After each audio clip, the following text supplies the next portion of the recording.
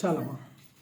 యెషయా గ్రంథం 49వ అధ్యాయం 18వ వచనం నుండి 19వ వచనం వరకు ఈ రెండు వచనాల నుంచి దేవుని వాక్యాన్ని ధ్యానం చేద్దాము. ముందుగా మీ అందరికీ నూతన సంవత్సర శుభాకాంక్షలు. దేవుడి ఈ సంవత్సరంలో ఆయురారోగ్యాలనిచ్చి ఆత్మీయంగా అన్ని ఏరియాస్లో దేవుడు మిమ్మల్ని దీవించి ఆశీర్వదించి గొప్ప చేయును గాక. ఆమేన్. యెషయా గ్రంథం 43వ అధ్యాయము 18వ వచనంలో మనం చదివినప్పుడు, మునుపటి వాటిని జ్ఞాపకం చేసుకొనకుడి, పూర్వకాలపు సంగతులను తలంచుకొనకుడి. ఇదిగో నేను ఒక నూతన క్రియ చేయుచున్నాను, ఇప్పుడే అది మొలుచును. నేను అరణ్యంలో త్రోవలను కలగచేయుచున్నాను, ఎడారిలో నదులను పారజేయుచున్నాను. ఒక ఆశీర్వాదకరమైన వాగ్దానముతో కూడిన మాట ప్రభువు మన ముందుంచారు. దీని నుంచి మనం కొన్ని మాటలు నేర్చుకుందాము. మునుపటి వాటిని జ్ఞాపకం చేసుకోకండి అని వాక్యం చెప్తుంది. మునుపు జరిగినవి లేదా పాత సంవత్సరం జరిగినవి, గత కాలంలో మీ జీవితంలో జరిగిన వాటిని పక్కన పెట్టేసి నూతన సంవత్సరంలో మీరు ఎలా ముందుకెళ్ళాలి అనే విషయం మీదనే మన దృష్టి సారించాలి అనేది దేవుని వాక్యం సెలవిస్తూ ఉంది. మునుపటి వాటిని మీరు జ్ఞాపకము చేసుకొనకుడి, పూర్వకాలపు సంగతులను మీరు తలంచుకోకండి. పాత ముచ్చట్లన్నీ, జరిగిపోయిన విషయాలన్నీ, బాధ కలిగించే విషయాలన్నీ, మనల్ని ఇబ్బంది పెట్టే సంఘటనలన్నీ గుర్తు చేసుకొని జ్ఞాపకం చేసుకొని కుమిలి ఏడుస్తూ మనశ్శాంతి లేకుండా ఈ నూతన సంవత్సరంలో అలా ఉండకూడదు అనే ఈ వాక్యం అర్థమైందా? పాత సంవత్సరంలో జరిగిన విషయాలు కొన్ని మీకు అన్నీ నచ్చినవి జరగవు, కొన్ని నచ్చనివి జరుగుతాయి, కొన్ని నచ్చనివి కూడా జరుగుతాయి. వాటిని పదే జ్ఞాపకం చేసుకుంటూ పదే వాటిని గుర్తు చేసుకుంటూ కుల్లి ఏడవద్దు. పూర్వకాలపు సంగతులను మీరు తలంచుకోవద్దు. పూర్వం గత అక్కడికి వెళ్ళి దానిని మనం కరెక్ట్ చేయలేం, కాలాన్ని ఆపలేము, అక్కడికి వెళ్ళలేము, దానిని సరిగి చేయలేము. కానీ ప్రస్తుతము నీ చేతిలో ఉంది. ప్రభువు నా చిత్తం కాదు నీ చిత్తమే అని చెప్పి మనల్ని మనము దేవుని చేతికి అప్పగించుకోగలిగితే ఈ సంవత్సరం అద్భుతంగా ఉండబోతుంది. హల్లెలూయా. పాత విషయాలు, మునుపటి వాటిని జ్ఞాపకం చేసుకోకూడదు అనే విషయాన్ని చెప్తున్నాను ఈరోజు. మునుపటి విషయాలు, పాత విషయాలు, చేదైన విషయాలన్నిటినీ అక్కడే వదిలేయాలని రాత్రికాలం వేళలో చెప్పాను. నూతన సంవత్సరం మనకు ఆశీర్వాదకరంగా ఉండాలంటే, నూతన సంవత్సరం మనకు సంతోషకరంగా ఆనందదాయకంగా ఉండాలంటే నిన్ను బాధ పెట్టే సంఘటనలు అక్కడ వదిలిపెట్టేసేయాలి, వాటిని వెంట తీసుకొని రావద్దు అని చెప్పాను. అందులో భాగంగానే కంటిన్యూషన్లో మనం ఈరోజు నేర్చుకుంటున్నాము. నూతన క్రియ చేస్తానంటున్నాడు ప్రభు. ఏ క్రియ? నూతన క్రియను మీ జీవితంలో నేను తలపెట్టబోతున్నాను, నూతన కార్యాలను నేను చేయబోతున్నాను, నూతన విషయాలు మీ జీవితంలో జరగబోతున్నాయి, నూతనమైన కార్యాలు మీరు చేపడతారు, వాటిలో మీరు విజయం పొందుతారు. నేను మీ పక్షాన ఉండి మీ జీవితంలో నూతనమైన పనులను, నూతనమైన కార్యాలను నేను ఆరంభిస్తానని ప్రభు సెలవిస్తున్నాడు. హల్లెలూయా. ప్రభు నూతన కార్యాలు మన జీవితంలో జరుగును గాక. హెస్కేలు గ్రంథం 36వ అధ్యాయం 11వ వచనం ఒకసారి చదువుతారా? హెస్కేలు 36:11.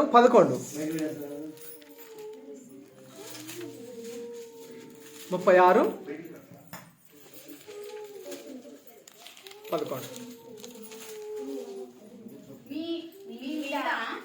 మనుషులను పశువులను విస్తరింపచేసేదను, అవి విస్తరించి అభివృద్ధి నందును. పూర్వమున్నట్టు మిమ్మును నివాస స్థలముగా చేసి మునుపటి కంటే అధికమైన మేలు మీకు కలుగజేసేదను. అప్పుడు నేను యెహోవానై ఉన్నానని మీరు తెలుసుకుందురు. ఓకే, మునుపటి కంటే అధికమైన మేలు మీకు కలుగజేసేదని. మునుపు ఎన్నో మేలులు పొందాం, ప్రభు చేత పొందామా పొందలేదా? మునుపటి కాలంలో ఎన్నో మేలులు దేవుని చేత పొందాం. మునుపటి కంటే అధికమైన మేలులు ఈ సంవత్సరం ప్రభు మన జీవితంలో, మీ జీవితంలో, మీ కుటుంబంలో, మన సంఘంలో ప్రభు దయచేయడానికి ఇష్టపడుతున్నాడు. దేవునికి మహిమ. మునుపటి కంటే అధికమైన మేలులు ఈ సంవత్సరం నేను మీకు అనుగ్రహింప చేస్తాను అని ప్రభు మాట్లాడుతున్నాడు. జకర్యా గ్రంథము 9వ అధ్యాయము 12వ వచనం. జకర్యా, ఇంకొంచెం ముందుకెళ్ళండి. జకర్యా గ్రంథము 9:12.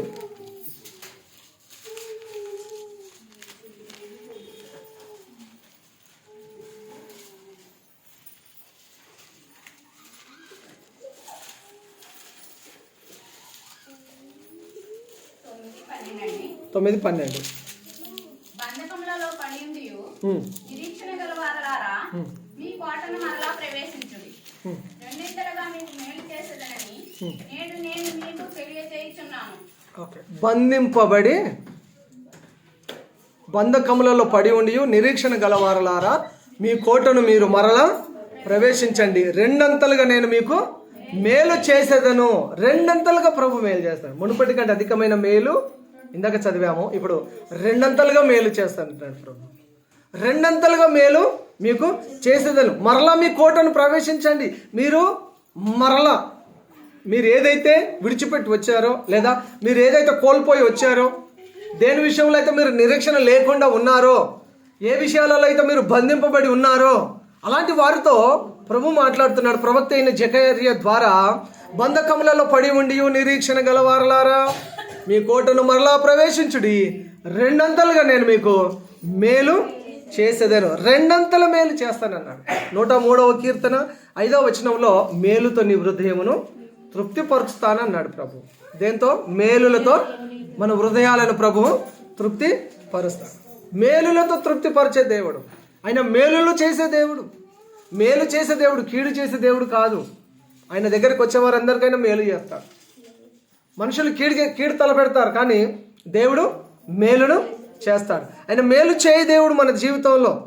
తర్వాత 34వ కీర్తన 10వ వచనంలో సింహం పిల్లలు లేమి గలవై ఆకలి కొనునేమో కానీ యెహోవాను ఆశ్రయించు వారికి ఏ మేలు కొదువై ఉండదు. దేవుని ఆశ్రయించే వారికి ఏ మేలులు కావాలంటే ఎవరిని ఆశ్రయించాలి? దేవుని ఆశ్రయించాలి. మేలులు కావాలి అంటే, మేలులతో నింపబడాలంటే దేవునిని ఆశ్రయించాలి. దేవునిని ఆశ్రయించే వారంగా ఉండాలి. సింహం పిల్లలన్నా ఆకలితో అలమటించిపోతాయి. అడవికి రారాజు సింహం ఆకలితో అలమటించి చచ్చిపోవచ్చు, కుళ్ళిపోవచ్చు. సింహం పిల్లలు ఆకలితో అలమటించి కుళ్ళిపోవచ్చు. కానీ దేవునిని ఆశ్రయించే వారికి, యెహోవాను ఆశ్రయించే వారికి ఏ ఒక్క మేలు కూడా కొదువై ఉండదు. హల్లెలూయా. ఆయనను ఆశ్రయించే వారికి ఏ మేలు కొదువ ఉండదు. అన్ని మేలులు వారివే. హల్లెలూయా. అన్ని మేలులు మనవే. అన్ని మేలులు మనవే. యెహోవాను ఆశ్రయించే వారికి ఏ మేలు కొదువై ఉండదు. దేవునిని ప్రేమించే వారికి సమస్తమును సమకూడి మేలు కొరకు జరిగిస్తాడు. దేని కొరకు? మేలు కొరకు జరిగిస్తాడు. సమస్తాన్ని సమకూర్చి మేలు కలగడానికి జరిగించే దేవుడు ఆయన. మేలులతో నింపే దేవుడు ఆయన. ఎన్నో మేలులు మన జీవితంలో చేశాడు. ఈ నూతన సంవత్సరంలో మరొకసారి ఆయన మనతో మాట్లాడుతున్న మాట, నువ్వు దేవునిని ప్రేమించగలిగితే నీ కొరకు సమస్తాన్ని మేలుగా మారుస్తాడు. కీడును కూడా మేలుగా మారుస్తాడు. అపాయాన్ని కూడా మేలుగా మారుస్తాడు. ప్రతి దానిని నీ కొరకు మేలుగా మారుస్తాడు. మేలుగా మార్చే దేవుడు. ఆయనను ప్రేమించే వారికి, అనగా ఆయన సంకల్పం చొప్పున పిలువబడిన వారికి మేలు కలుగుటకై సమస్తము సమకూడి జరుగుతున్నవని ఎరుగుదుము. రోమా 8:28 ప్రకారంగా. మలాకి 3:11 ఒకసారి చదువుతారా? మత్తయి సువార్త కంటే ముందుంది. మలాకి 3:11.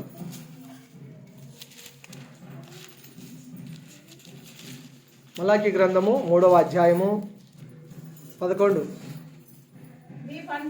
మీ పంటను తినివేయు పురుగులను నేను గద్దించదను. అవి మీ భూమి పంటను నాశనం చేయవు.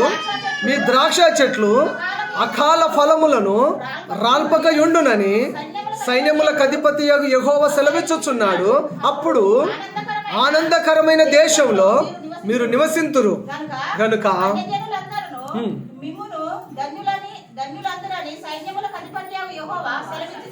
చాలు. ఒక మాట గమనించండి ఇక్కడ.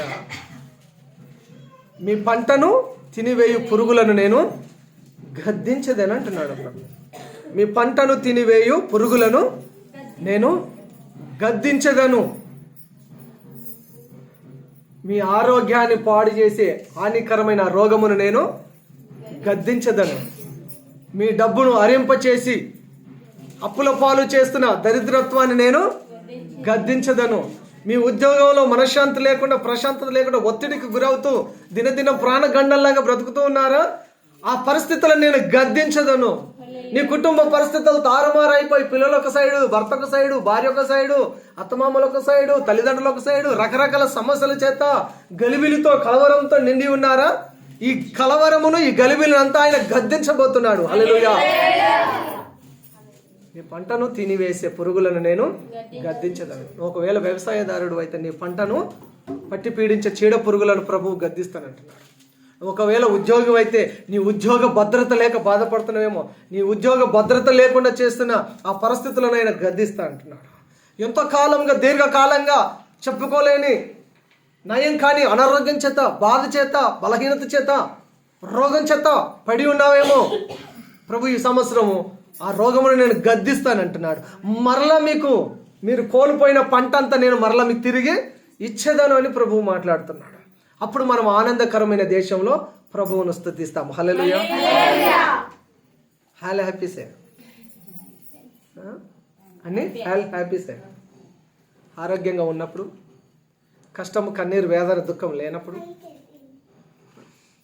కుటుంబంలో, సంఘంలో, పని చోట, ఎక్కడున్నా సరే, ఆహారం ఉన్నా లేకున్నా, జేబులో డబ్బు ఉన్నా లేకున్నా, యేసయ్య మన పక్షాన ఉండి మన హృదయంలో ఆ నెమ్మదిని ఇస్తే, ఆ సంతోషాన్ని ఇస్తే మనము సంతోషంగా ఉండగలుగుతాము. హ్యాపీ సేక.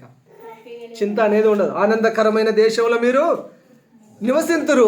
అన్యజనులందరూ మిమ్మల్ని చూసి మీరు ధన్యులండి అంటారట, మీరు గ్రేట్ అండి అంటారట, మీరు చాలా హ్యాపీగా ఉన్నారండి అంటారట. మీ సంతోషానికి కారణం ఏంటో చెప్పండి అని అడుగుతారు, మిమ్మల్ని ఇంటర్వ్యూ చేస్తారు. యేసు ప్రభువు నన్ను రక్షించుకున్నాడు, యేసయ్య నన్ను ఆనందంతో నింపాడు కాబట్టి నేను హ్యాపీగా ఉన్నాను అన్నప్పుడు మీరు సాక్ష్యం ఇస్తారు. మీ పంటను తినివేసే ఆ పురుగులను, ఆ చీడ పురుగులను నేను గద్దిస్తానని ప్రభువు మాట్లాడుతున్నాడు. ఈ ఉదయకాల వేళలో ప్రియమైన సహోదరి సహోదరుడా, నీకు సంతోషం లేకుండా చేస్తున్న సమస్య ఏంటి? ప్రభువుకు అప్పచెప్తావా? దానిని ఆయన గద్దించడానికి ఇష్టపడుతున్నాడు. నీ జీవితంలో నెమ్మది లేకుండా, సంతోషం లేకుండా చేస్తున్నా ఆ విషయం ఏంటి? ఆరోగ్యమా? ఒకరికి అనారోగ్యం సమస్య కావచ్చు, ఒకరికి ఆర్థిక సమస్య కావచ్చు, ఒకరు వ్యసనాలు కావచ్చు, కొంతమంది బంధకాలలో బంధింపబడి ఉండొచ్చు, ఒకరు స్మోక్ కావచ్చు, ఒకరు డ్రింక్ కావచ్చు, ఒకరు బూత్మాటలు కావచ్చు, ఒకరు పాపం వ్యభిచారం కావచ్చు, ఒకరు మోహం చూపు కావచ్చు. రకరకాల సమస్యల చేత సాతానుడు మనుషులను బంధించి ఉన్నాడు.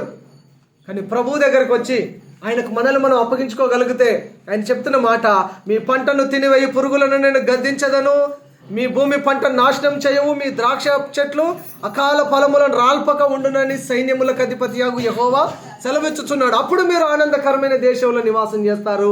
మీ చుట్టుపక్కల ఉన్న అన్ని జనులందరూ యు ఆర్ గ్రేట్ అంటారు. హల్లెలూయా.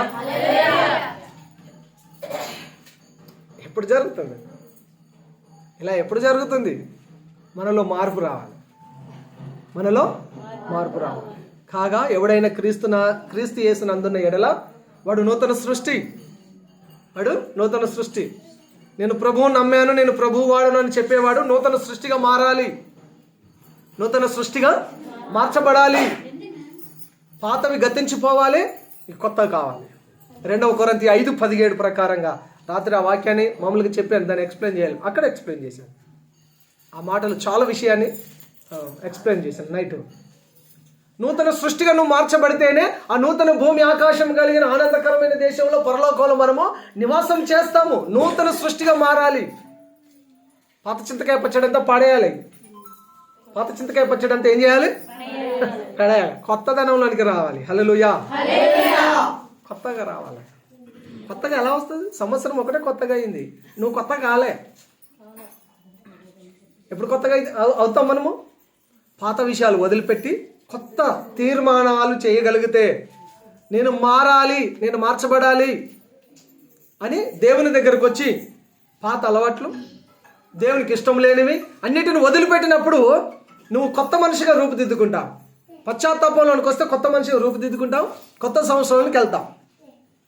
అంతేకాని నువ్వు నూతన సృష్టి పొందకపోతే, మారు మనసు రాకపోతే, రూపాంతర అనుభవంలోనికి రాకపోతే, పశ్చాత్తాపంలోనికి రాకపోతే, పాపం విషయాలు మనం వదులుకోకపోతే, దేవునికి అసహ్యమైన విషయాలు మనం విడిచిపెట్టకపోతే మనం పాతగానే ఉంటాం. సంవత్సరమే కొత్తది. మనం పాతే, సంవత్సరం కొత్తగా ఉంటుంది. మనము పాత ఈ పనికి మళ్ళీ మురికి జీవితాన్ని అంతా వదిలిపెడితే, పాము కుబుసం విడిచిపెట్టినట్టుగా మన పాత జీవితాన్ని, పాప స్వభావాన్ని, మురికి వస్త్రాన్ని మనం వదిలిపెట్టినట్టుగానే, విడిచిపెట్టి నూతన వస్త్రం వేసుకున్నట్టుగానే మన జీవితాన్ని మార్చుకుంటేనే మనకు కొత్త సంవత్సరం. లేకపోతే అదే పాతది, అదే పాత బ్రతుకు కొత్త సంవత్సరంలో బ్రతకకూడదు. ప్రభువా, ఈ సంవత్సరం నేను త్రాగుడు మాంతానని తీర్మానాలు చేయాలి. పురుషులు ఎవరైనా తాగే అలవాటు ఉన్నారు, స్త్రీలు మీరేం తీర్మానాలు చేస్తారో మాకు తెలియదు. మరి వాళ్ళని వీళ్ళ మీద అరవడము, వాళ్ళని వీళ్ళని తిట్టడము, గాసిప్స్ చెప్పడము అంతాను అని తీర్మానం చేయొచ్చు ఆడవాళ్ళు. బేసిక్గా జనరల్గా చెప్తున్నాను. ఏమని తీర్మానం చేయాలి? వాళ్ళ మీద వీళ్ళ మీద పడి ఏడవద్దా? వాళ్ళ మీద వీళ్ళ మీద అరవద్దు. ఇంట్లో అరవకండి. అరిసి అరిసి గొంతు నొప్పి, అరిసి అరిసి కంతల నొప్పి, అరిసి అరిసి తలనొప్పి, అరిసి అరిసి చెప్పండి. ఒకటి వస్తూనే ఉంటాయమ్మా. ఆయాసం వస్తుంది. తెలంగాణలో లావుడిది అంటారు, వర్రబోతండి అంటారు. మీరేమంటారు? ఎప్పుడు అరుస్తూ ఉంటుంది వదరబోతు. కొన్ని మానుకోవాలి. వీటికి బదులు ఏం చేయాలి? దేవుడు స్త్రీలకు ప్రార్థనాత్మ ఎక్కువ ఇచ్చినట్ట. పురుషులు తక్కువ చేస్తారు కానీ స్త్రీలు ఎక్కువ ప్రార్థన చేస్తారు. మీరు ఏం చేయాలి? వాక్యం కొరకు ప్రార్థన, సంఘం కొరకు, కుటుంబం కొరకు ఎక్కువ ప్రార్థనలు గడపడానికి మీరు సమయాన్ని అలవాటు చేసుకోవాలి. దేవునికి స్తోత్రం. హల్లెలూయా. మీ పంటను తినివేయి పురుగులను నేను గద్దించదను. నూతన సృష్టిగా మారితే నూతన సంవత్సరం మనకు ఆశీర్వాదకరంగా ఉంటుంది. లేదు నేను అలాగే ఉంటాను, గొంగలి పురుగు బ్రతికే నాకు కావాలి, అదే మురికి పెంటలో నేను పందిలాగా పొరలుతాను, అలాగే ఉంటానంటే నీకు కొత్త సంవత్సరం రాదు. సంవత్సరాలు మారుతూ ఉంటాయి కానీ అలాగే ఉంటావు మనిషి. నూతన సృష్టిగా మనం మారితేనే ఆ నూతన సృష్టి, నూతన భూమి ఆకాశమైన ఆనందకరమైన దేశం పరలోకంలో మనం ఉండగలుగుతాం. అటువంటి కృప దేవుడు మనకు దయచేయును గాక. ఆమేన్. హల్లెలూయా. 4 విషయాలు చెప్పాలనుకుంటాను.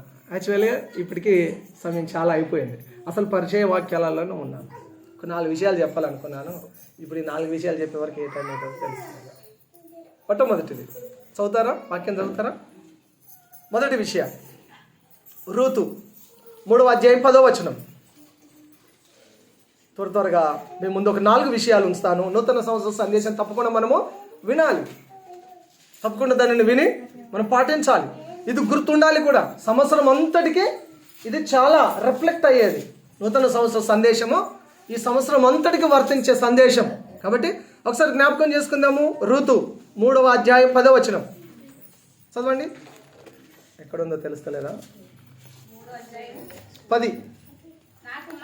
నా కుమారి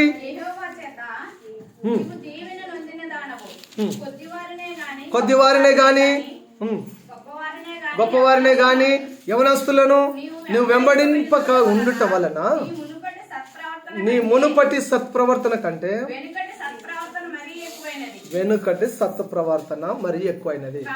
చాలా మునుపటి వాటిని జ్ఞాపకం చేసుకోవద్దు. ఇదిగో నేను కొత్త కార్యాలు లేదా నూతన క్రియ చేయబోతున్నాను ప్రభు చెప్పాడు. అందులో మొదటిది ఈరోజు టాపిక్ ఏంటి? మునుపటి వాటిని జ్ఞాపకం చేసుకోవద్దు, నూతన క్రియ ప్రభు చేయబోతున్నాడు. దేవుడు అంటున్నాడు మునుపటి వాటిని జ్ఞాపకం చేసుకున్నప్పుడు ఇదిగో నేను నూతన క్రియ చేయబోతున్నాను. నూతన సంవత్సరం నూతన క్రియ ఏంటంటే మొదటి విషయం మనం గమనిస్తే, మొదటి విషయాన్ని మనం ఆలోచన చేస్తే, రూతు గ్రంథంలో రూతు గురించిన ఒక సాక్ష్యము, నువ్వు కొద్దివారిని కానీ గొప్పవారిని కానీ యవనస్తులను కానీ వెంబడించక, కొద్దివారిని కానీ గొప్పవారిని కానీ యవనస్తులను కానీ వెంబడించక, ఎవరిని వెంబడించావు?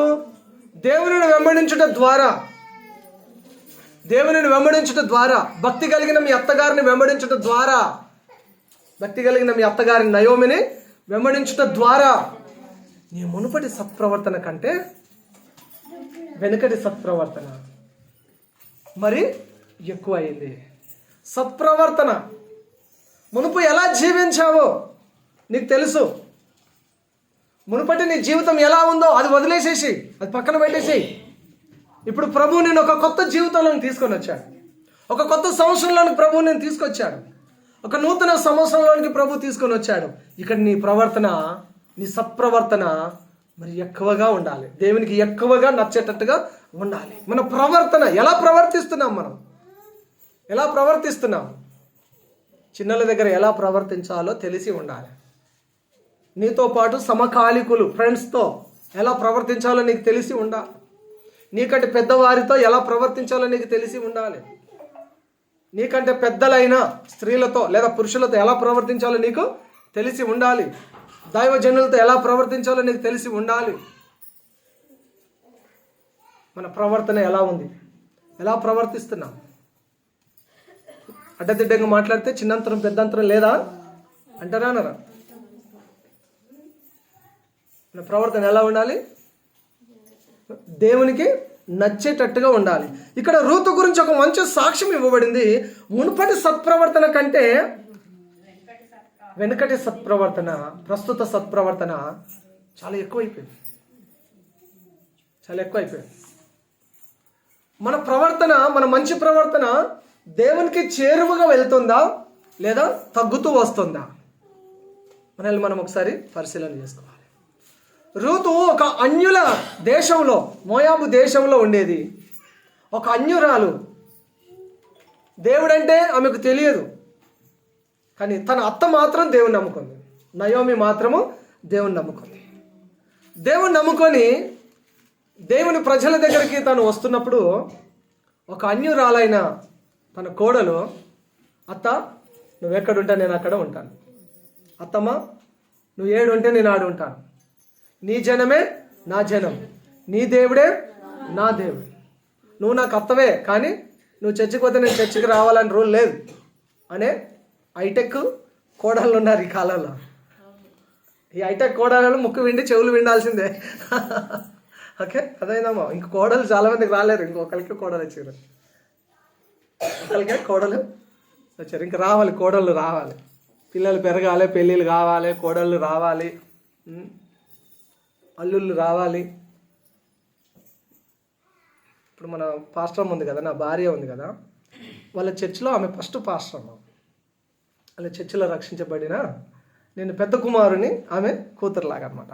ఆ సంఘానికి మేము కూతురు అయిపోయాం. వాళ్ళ సంఘానికి ఆ పాస్టర్ గారు అదే అంటాడు. తర్వాత వాళ్ళ కూతురు సేవకునికి ఇచ్చారు, వాళ్ళు నెక్స్ట్ వాళ్ళ కూతురు. అలా ఉంది చూడండి. ఈ సంఘంలో కూడా ఎవరైనా పెళ్లి చేసుకొని కొత్త కోడలు వస్తే సంఘాన్ని కూడా కోడలే, పాస్టర్ గారు కూడా కోడలే. కానీ రూతు సత్ప్రవర్తన గురించి మనం ఆలోచన చేసినప్పుడు, అత్తయ్య నువ్వు ఎక్కడుంటే అక్కడ ఉంటా, నీ జనమే నా జనం, నీ దేవుడే నా దేవుడు, నువ్వు ఎక్కడ వస్తే నేను అక్కడ వస్తాను, నువ్వు మృతి పొందు చోటనే నేను మృతి పొందేదని అని ఉందా లేదమ్మా వాక్యంలో? ఇంత మంచి సత్ప్రవర్తన కలిగిన కోడలు దొరకడం అంటే కొంచెం కష్టమే. దొరికితే చాలా సంతోషం. హల్లెలూయా, చాలా సంతోషం. ముందే ఆమె మంచి ప్రవర్తన కలిగిన స్త్రీ ఆవిడ రూతు. కానీ దేవుని దగ్గరకు వచ్చిన తర్వాత, కొత్త ప్రాంతం వచ్చిన తర్వాత, బెత్లెహేం వచ్చిన తర్వాత ఆమె సత్ప్రవర్తన మరీ ఎక్కువైపోయింది. ఆమె భక్తి జీవితం ఎక్కువైపోయింది, ఆమె ప్రార్థన జీవితం ఎక్కువైపోయింది. మరి 2026లో మీ భక్తి జీవితం, మీ ప్రార్థన జీవితం, మీ వాక్య ధ్యానం ఎక్కువ కావాలా తక్కువ కావాలా? ఎవరైనా తీర్మానం చేశారా? రాత్రి చెప్పారా ఈ సంవత్సరం నేను బైబిల్ చదివి కంప్లీట్ చేస్తాను, ఈ సంవత్సరం నేను అర్ధగంట కాదు గంట సేపు ప్రార్థన చేస్తాను? ఎవరైనా తీర్మానాలు చేశారా?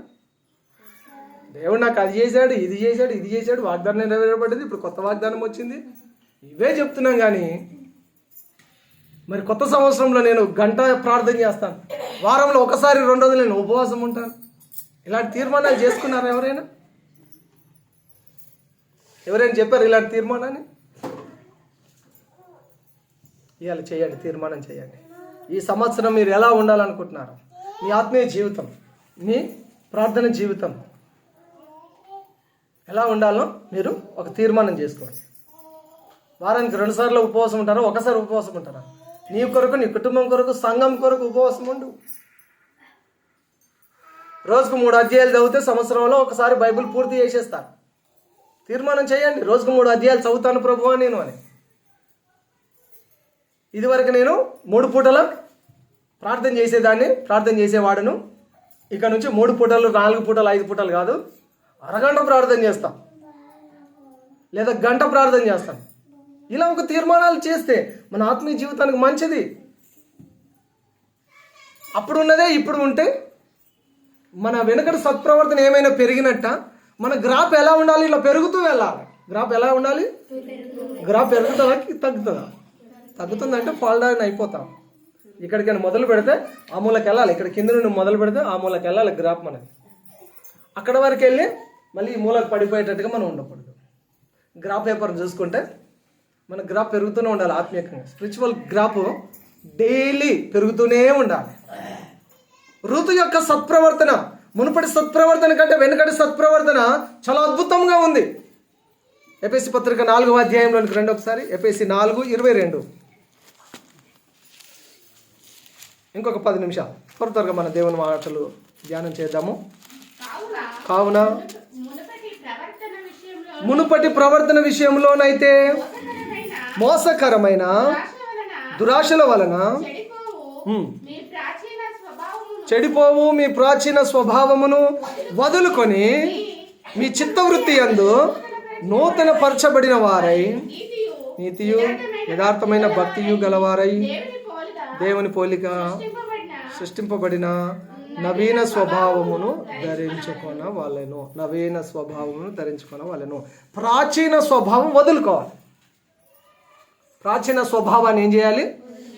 పాప స్వభావాన్ని, పాత స్వభావాన్ని, దేవునికి అయిష్టమైన స్వభావాన్ని వదులుకోవాలి.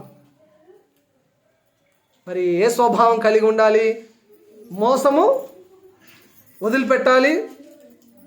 తర్వాత ఏమున్నాయండి అక్కడ? మోసము వదిలిపెట్టాలి, దురాశను వదిలిపెట్టాలి, ఆ చెడిపోయే స్వభావము, ప్రాచీన స్వభావం వదిలిపెట్టి నూతన పరచబడాలి. మన చిత్తం, మన హృదయం, మన అంతరంగం నూతన పరచబడాలి. నవీన స్వభావమును ధరించుకోవాలి. క్రొత్త స్వభావాన్ని ధరించుకోవాలి. నవీన స్వభావం అంటే నూతన స్వభావాన్ని మనము ధరించుకోవాలి. వెనుకటి ప్రవర్తన ఎలా ఉంది? మునుపటి ప్రవర్తన ఎలా ఉంది? ఇప్పటి ప్రవర్తన ఎలా ఉంది? రెండింటిని బేరీజ్ వేయాలి. ఎటు సైడ్ మనము డౌన్ అయిపోతున్నాము, ఎటు సైడ్ మనం పెరుగుతున్నాం అనేది మనల్ని మనం ఆత్మీయ జీవితంలో పరిశీలన చేసుకొని ముందుకు సాగుతాం. దేవునికి స్తోత్రం. హల్లెలూయా. మొదటి మునుపటి ప్రవర్తన, వెనుకటి ప్రవర్తన, ఋతు గురించి విన్నాం. నెక్స్ట్ రెండవది ఫిలోమోను పత్రిక 11వ వచనం. ఫిలోమోన్, తిమోతి, తీతు, ఫిలోమోన్ 11వ వచనం.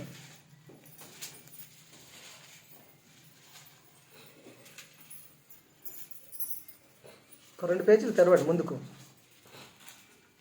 11వ వచనం, ఒకటే అధ్యాయం ఉన్నది.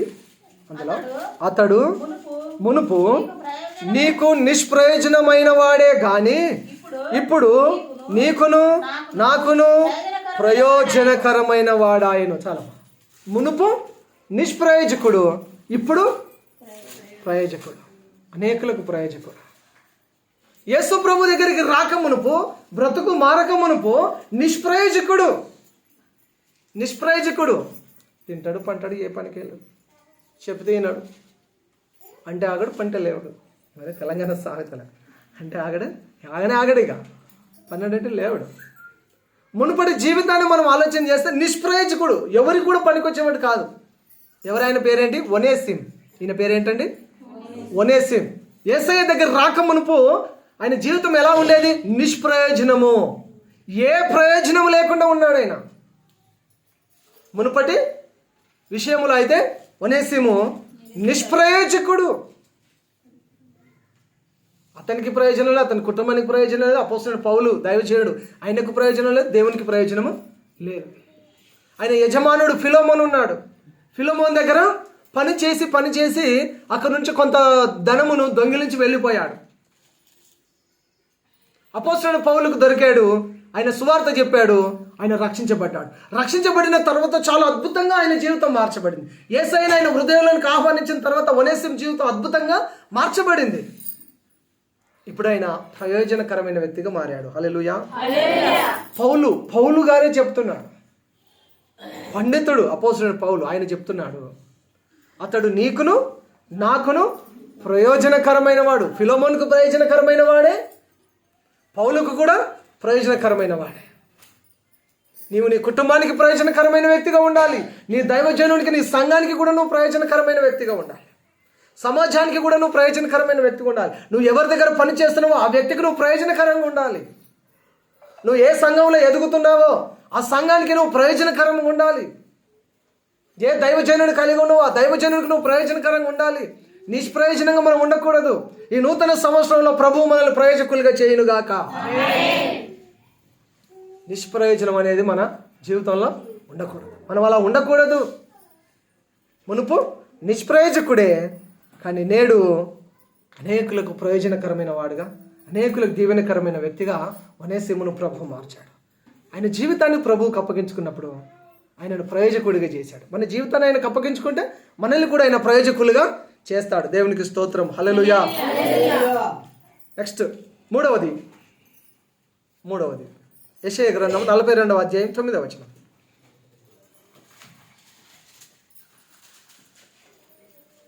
అయిపోయింది, ఒక 5 నిమిషాలు.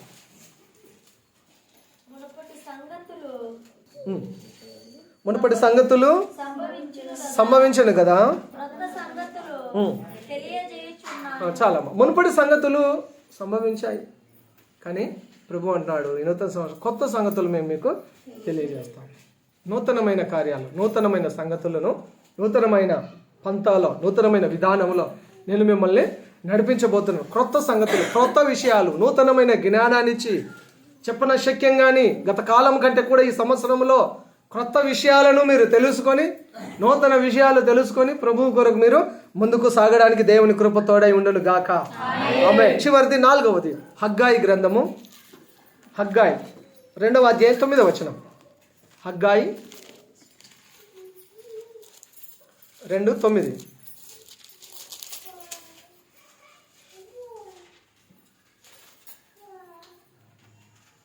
ఈ కడవరి మందిరం యొక్క మహిమ మునుపటి మందిరం యొక్క మహిమను మించునని సైన్యములకు అధిపతియగు యెహోవా సెలవిచ్చుచున్నాడు.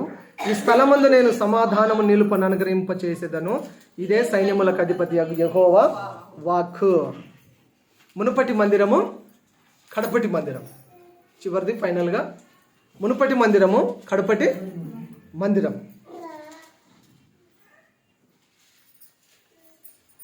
మునుపటి మందిరమే చాలా శక్తివంతమైనది, చాలా మహిమ కలిగింది. చాలా శక్తివంతమైనది, చాలా మహిమ కలిగినది. కానీ ఆ మునుపటి మందిరం మహిమ కంటే, ఆ మునుపటి మందిర శక్తి కంటే కూడా ఈ కడవరి కాలంలో ఈ అంత్య దినములలో ఉన్న సంఘము, ఈ అంత్య దినములలో ఉన్న మందిరం చాలా శక్తివంతమైనది, చాలా మహిమకరమైనది అని ప్రభువు మాట్లాడుతున్నాడు. క్రొత్తది ఆయన ఇవ్వబోతున్నాడు. ఆ క్రొత్త దాంట్లో ఆయన నూతన మహిమ ప్రభు దయచేయబోతున్నాడు. హల్లెలూయా. మునుపటి మందిరం యొక్క మహిమను ఈ కడపటి మందిరం, ఈ క్రొత్త మందిరము దానిని మెంచుతుంది అని ప్రభు మాట్లాడుతున్నాడు. మందిరం గురించి దేవుడిచ్చే వాగ్దానం ఏంటంటే, మీకు ఒక క్రొత్త మందిరాన్ని ఇస్తాను, దాని మహిమ పాత మందిరం కంటే కూడా ఈ మహిమ అధికంగా ఉంటుందని ప్రభు మాట్లాడతారు. నమ్ముదాం, నమ్మి ఆ వాక్యాన్ని బట్టి ప్రార్థన చేద్దాం. మునుపటి మందిరము యొక్క మహిమ, కడపటి మందిరము మహిమ అధికంగా ఉంటుంది. దాని కొరకు మనం ప్రార్థన చేయాలి. ఒక క్రొత్త మందిరం కొరకు, మహిమ కలిగిన ఒక మందిరం కొరకు, పరిశుద్ధమైన ఒక మందిరం కొరకు మనము అడగాలి. మునుపటి మందిరము, కడపటి మందిరము, నీవు నేనే ఆ మందిరము, నీవు నేనే దేవునికి ఒక దేవాలయము. మన హృదయం అనే దేవాలయంలో, మన దేహం అనే దేవాలయంలో ప్రభువు మహిమ కలిగిన వాడై నివాసం చేయడానికి ఆయన ఇష్టపడుతున్నాడు. ఆయనకు చోటిద్దాము, ఆయనను మహింపరుద్దాము, మనల్ని మనం ఆయనకు సరెండర్ అవుదాము, ఆయనకు అప్పగించుకుందాము. ఈ నూతన సంవత్సరంలో పాత దానికంటే మించిన దానిగా ప్రభు రెండంతలుగా మేలు చేసి, మేలులతో ఆయన మనం తృప్తిపరిచి, మునుపటి కంటే అధికమైన మేలులు చేసి